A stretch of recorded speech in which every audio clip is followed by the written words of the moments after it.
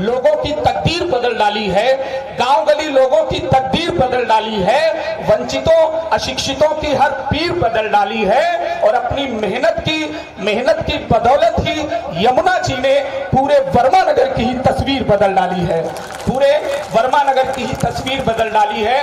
और अंतिम बात कहकर के मैं माननीय सर को बुलाना चाहूंगा। सर से किसी एक व्यक्ति ने कहा कि आओ आने वाली पीढ़ी को हाथों में कत्ता दे दिया जाए, आने वाली पीढ़ी को बंदूक दे दी जाए, तलवार दे दी जाए। लेकिन सर ने एक जवाब दिया।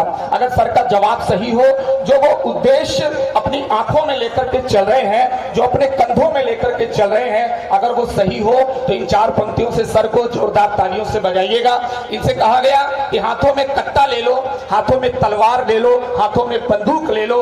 लेकिन श्री यमुना जी ने क्या जवाब दिया कि पसीने की कमाई की नकाबें हर समय रखना, पसीने की कमाई की नकाबें हर समय रखना, सुहानी मंजिलों की मिष्ट राबें हर समय रखना।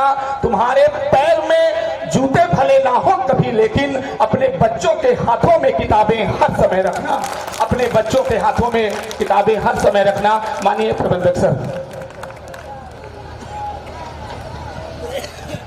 के रूप में मौजूद आदरणीय खंड शिक्षा अधिकारी लालगंज, विशिष्ट अतिथि के रूप में मौजूद पूर्व खंड लालगंज के पूर्व खंड शिक्षा अधिकारी और वर्तमान में मानधाता के खंड शिक्षा अधिकारी के रूप में कार्यरत आदरणीय प्रभाकर यादव जी, सम्मानित बहुत सारे हमारे गणमान्य अतिथिगण हमारे बीच में हैं।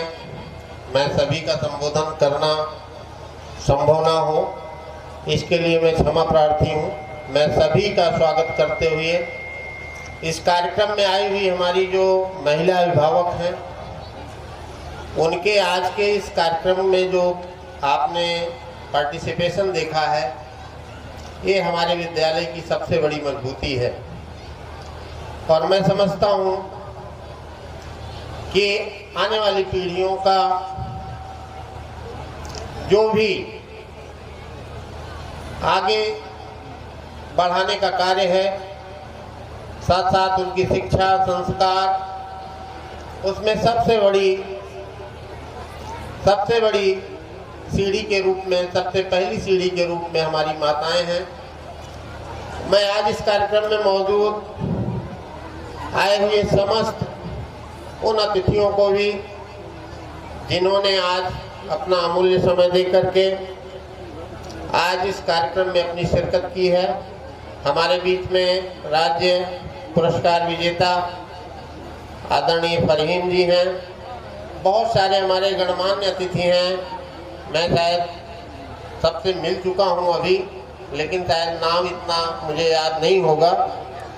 और इस कार्यक्रम के रूपरेखा में जिन्होंने अपनी अपनी भूमिकाएं दी हैं, जो मंच पर विराजमान हैं, साथ साथ हमारे कार्य क्षेत्र में हमारे शिक्षकों, इस विद्यालय के जो शिक्षक हैं, कर्मचारी हैं, जो हमारे बच्चे हैं, मैं आप सभी का स्वागत करता हूं, सभी का अभिनंदन करता हूं। और आज के इस कार्यक्रम में आपकी सहभागिता ने ये बात सिद्ध कर दी कि जहां इरादे बुलंद हों, जहां कार्य करने की अपनी एक क्षमता हो, वहां लोगों का सहयोग, समर्थन, आशीर्वाद जरूर मिलता है।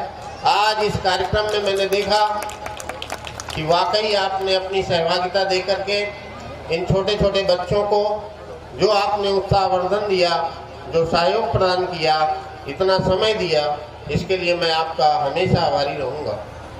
आदरणीय हमारे खंड शिक्षा अधिकारी जो हमारे मुख्य अतिथि भी हैं और पूर्व में हमारे जो खंड शिक्षा अधिकारी रहे हैं, आप भली भांति हमें जान रहे हैं कि मैं शिक्षा के क्षेत्र में कुछ बेहतर करने का प्रयास करता हूं और करने के लिए अपने संकल्प के साथ आगे बढ़ता रहा हूं। चाहे प्राथमिक शिक्षा के रूप में मैं प्राथमिक विद्यालय तुर्कनिया में कार्यरत हूं। पिछले 11 वर्षों से मैंने संघर्ष करके उस विद्यालय की जो भी परेशानियां थी, आदरणीय हमारे बीओ सर मौजूद हैं, मैंने 11 साल मुकदमा भी लड़ा और उस विद्यालय की जो समस्याएं थी उसको मैं बता नहीं सकता। बच्चों को ना तो बैठने की व्यवस्था थी, ना उनके लिए हम खुद नहीं बैठ पाते थे। हम लोगों को लगता था कि धूप में, गर्मी में, बरसात में हमारे बच्चों के साथ हम भीगते थे, गर्मी, बरसात, ठंडी सब कुछ बर्दाश्त करते थे। मुझे बड़ी पीड़ा होती थी और आप आए, आपने हमें समर्थन दिया, अपना आशीर्वाद दिया और विद्यालय आज पूरी तरह से बन करके एक ऐसे विद्यालय का रूप धारण कर चुका है जिसे मैं गर्व से कह सकता हूँ कि एक आदर्श विद्यालय का जो स्वरूप होता है, जो उसका परिवेश होता है, उसको हमारा जो प्रयास था, जो हमारे खंड शिक्षा अधिकारी महोदय का था, सबने आप सबके प्यार और आशीर्वाद से वो विद्यालय आज परिवेश का अपना परिपूर्णता की तरफ आगे बढ़ रहा है।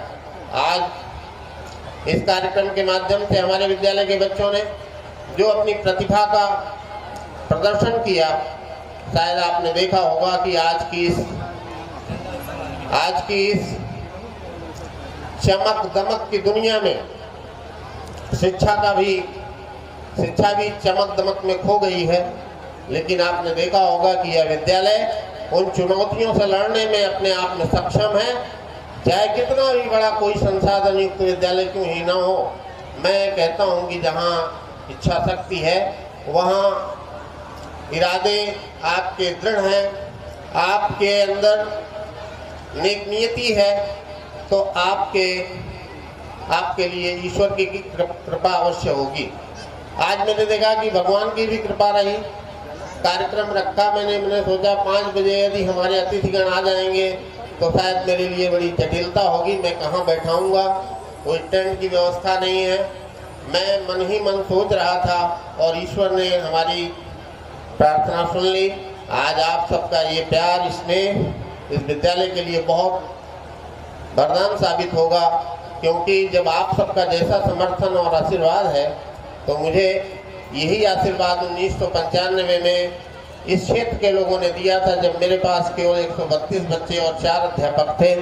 एक बबूल के पेड़ के नीचे और 2 छप्परों के नीचे मैंने क्लास शुरू की थी, तो मुझे भी नहीं पता था कि इसका अंजाम क्या होगा। कुछ समय बाद जब मैं बीएड किया और मुझे लगा कि विद्यालय तो मैंने शुरू कर दिया, इसको अंजाम तक पहुंचाना, इसके लिए पैरामीटर्स कंप्लीट करना शायद इतना आसान नहीं होगा, क्योंकि ज़मीन भी नहीं थी, 5 बिस्वा ज़मीन थी और उसके लिए हमारे पास बहुत सारी चुनौतियां थी। मैं उसको शब्दों में शायद बयां करूं तो आपको 2-4 घंटे लग जाएंगे सुनने में।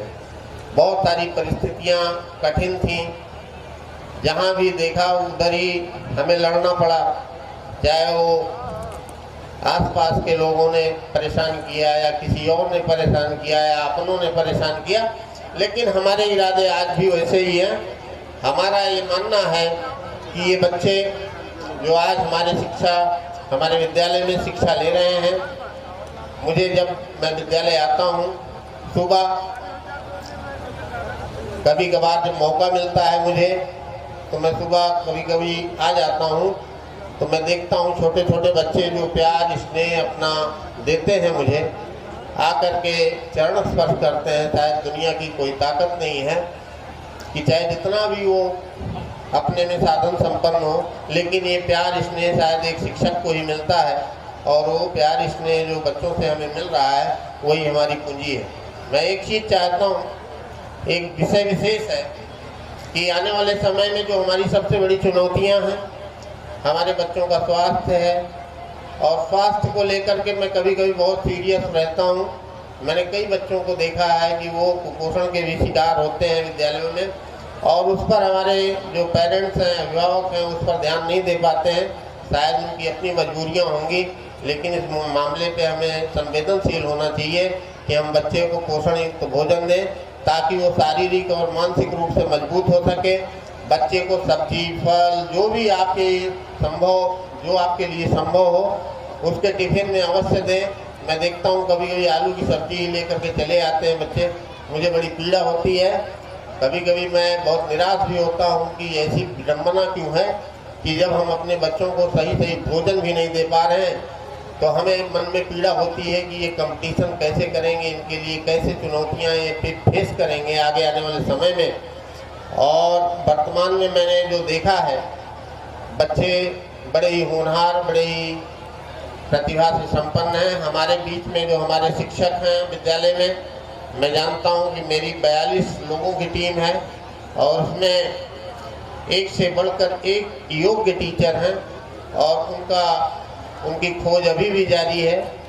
और जो भी हमारे शिक्षकों की ये मेहनत है वो रंग ला रही है। हमारे बीच में लौलेश यदुवंशी जी जैसे सुयोग्य कवि, साहित्यकार, शिक्षक जिनका दिन रात मुझे समर्थन सहयोग प्राप्त होता रहता है और मैं भी कोशिश करता हूं विद्यालय के लिए जितना कर पाऊं।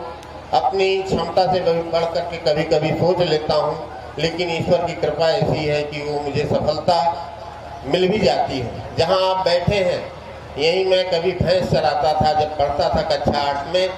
तो एक दिन मुझे एक फोबिया था कोचिंग का और मुझे लगा कि कक्षा 8 की परीक्षा 1987 में दी थी, तो मेरे पिताजी की आर्थिक हालत इतनी ख़राब थी कि मुझे उम्मीद नहीं थी कि मैं कोचिंग पढ़ पाऊँगा। और कई लोगों ने डरा दिया कि कोचिंग आपको पढ़ना पड़ेगा, नहीं तो आपको नंबर नहीं मिलेगा।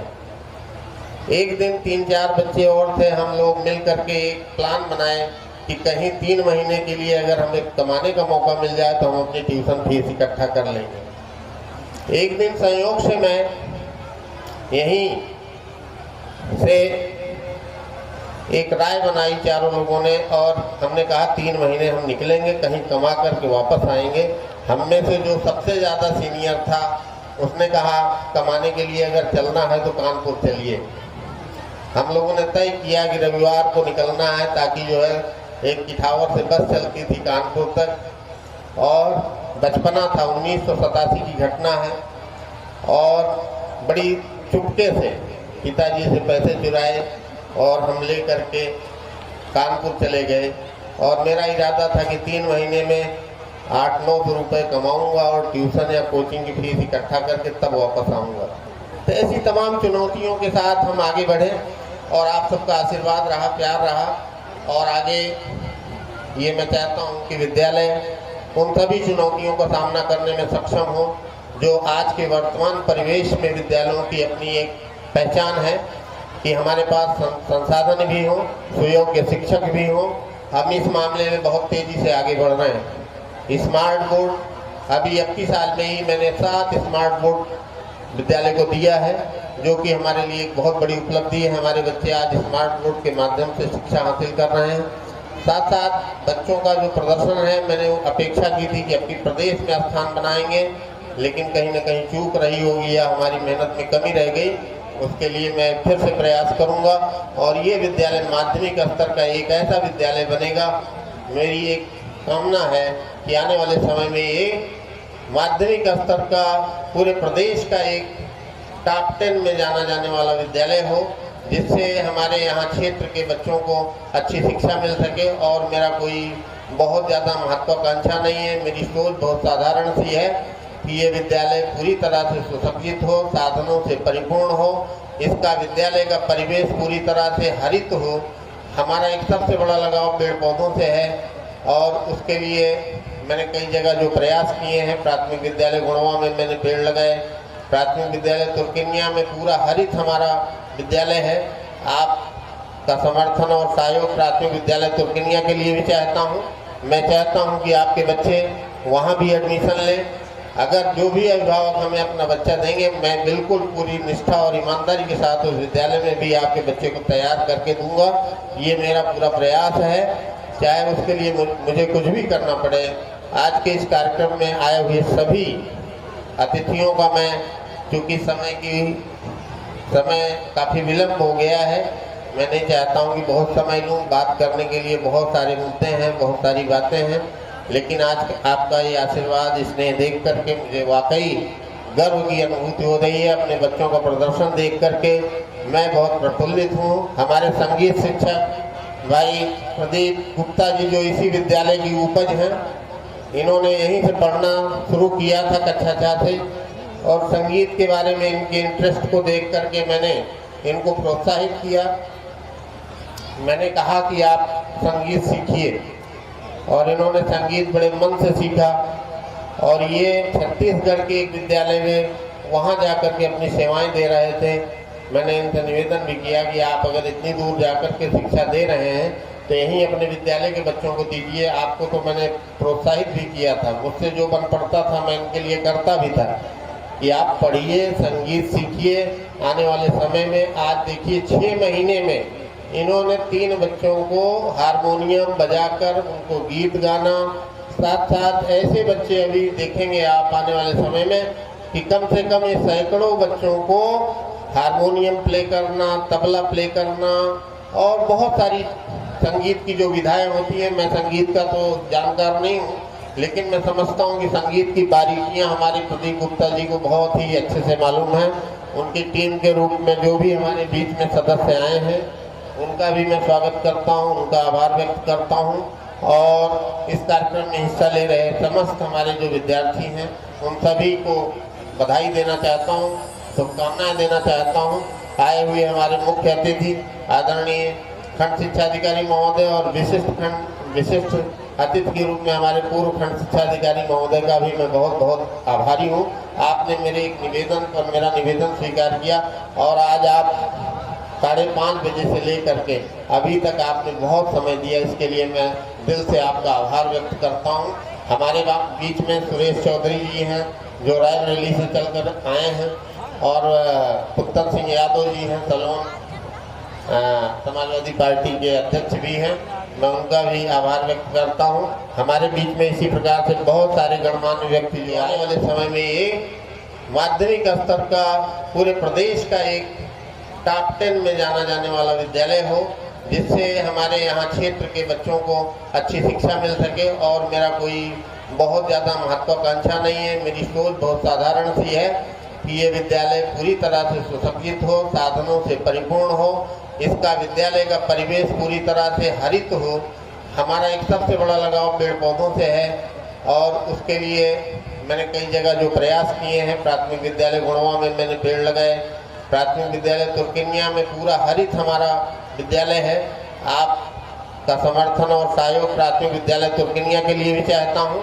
मैं चाहता हूँ कि आपके बच्चे वहाँ भी एडमिशन लें। अगर जो भी अभिभावक हमें अपना बच्चा देंगे, मैं बिल्कुल पूरी निष्ठा और ईमानदारी के साथ उस विद्यालय में भी आपके बच्चे को तैयार करके दूंगा। ये मेरा पूरा प्रयास है, चाहे उसके लिए मुझे कुछ भी करना पड़े। आज के इस कार्यक्रम में आए हुए सभी अतिथियों का मैं, चूँकि समय काफ़ी विलम्ब हो गया है, मैं नहीं चाहता हूँ कि बहुत समय लूँ। बात करने के लिए बहुत सारे मुद्दे हैं, बहुत सारी बातें हैं, लेकिन आज आपका ये आशीर्वाद, स्नेह देख करके मुझे वाकई गर्व की अनुभूति हो रही है। अपने बच्चों का प्रदर्शन देख करके मैं बहुत प्रफुल्लित हूँ। हमारे संगीत शिक्षक भाई प्रदीप गुप्ता जी जो इसी विद्यालय की उपज हैं, इन्होंने यहीं से पढ़ना शुरू किया था कक्षा 4 से, और संगीत के बारे में इनके इंटरेस्ट को देख करके मैंने इनको प्रोत्साहित किया। मैंने कहा कि आप संगीत सीखिए, और इन्होंने संगीत बड़े मन से सीखा और ये छत्तीसगढ़ के एक विद्यालय में वहाँ जाकर के अपनी सेवाएं दे रहे थे। मैंने इनसे निवेदन भी किया कि आप अगर इतनी दूर जाकर के शिक्षा दे रहे हैं तो यहीं अपने विद्यालय के बच्चों को दीजिए। आपको तो मैंने प्रोत्साहित भी किया था, मुझसे जो बन पड़ता था मैं इनके लिए करता भी था कि आप पढ़िए, संगीत सीखिए।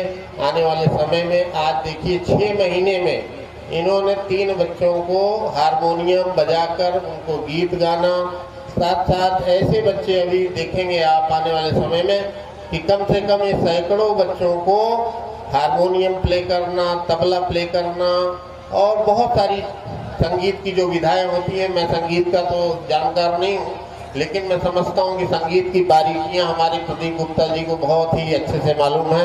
उनकी टीम के रूप में जो भी हमारे बीच में सदस्य आए हैं उनका भी मैं स्वागत करता हूं, उनका आभार व्यक्त करता हूं।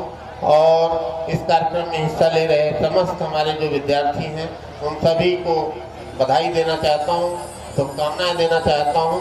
आए हुए हमारे मुख्य अतिथि आदरणीय खंड शिक्षा अधिकारी महोदय और विशिष्ट अतिथि के रूप में हमारे पूर्व खंड शिक्षा अधिकारी महोदय का भी मैं बहुत बहुत आभारी हूँ। आपने मेरे एक निवेदन पर मेरा निवेदन स्वीकार किया और आज आप 5:30 बजे से लेकर के अभी तक आपने बहुत समय दिया, इसके लिए मैं दिल से आपका आभार व्यक्त करता हूँ। हमारे बीच में सुरेश चौधरी जी हैं जो रायबरेली से चलकर आए हैं, और पुत्तर सिंह यादव जी हैं सलोन समाजवादी पार्टी के अध्यक्ष भी हैं। मैं उनका भी आभार व्यक्त करता हूं। हमारे बीच में इसी प्रकार से बहुत सारे गणमान्य व्यक्ति जो